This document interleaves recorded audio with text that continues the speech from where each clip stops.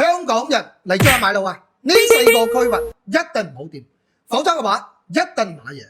尤其第4個啊，已經有過唔少香港人瀨嘢過啦。第一個頻沙新城嚟珠海市區啊，雷江咁遠，完全可以話脫離咗市區同埋香港嘅生活。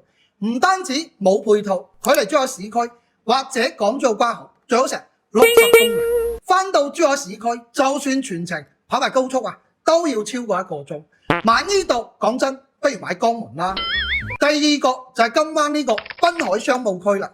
以前打住咩橫琴後花園同埋嗰啲航空大產業，依家產業就冇啦，樓咧就起咗一大堆。我同你講啊，尤其晚黑啊，你去到嗰度啊，你個鬼影啊都揾唔到一個，更加唔使指話嗰啲咩配套啦。第三個，斗門嘅富山工業園區呢度啊就出晒名，係珠海最大嘅工業區啦。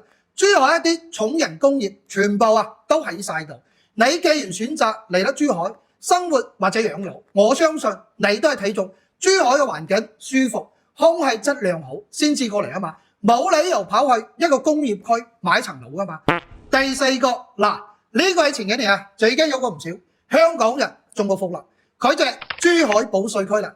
好多香港人啊以前聽嗰啲發展商講咩橫琴輻射、黴橫琴，仲有嗰啲寶濕琴一體化發展呢啲概念，當其時咧聽到心喐喐，一衝動就買咗啦。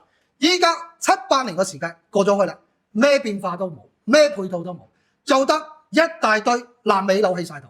雖然確實咧離橫琴係近啊，過條橋就係啦，嚟珠海市區同埋關口都係近，但係保稅區嘅定位，你哋知唔知？一直都係珠海嘅倉儲物流，唔係攞嚟做社區居住嘅。嗱，喺珠海買樓，千祈唔好俾發展商講嗰啲各種概念同埋規劃去洗腦啦。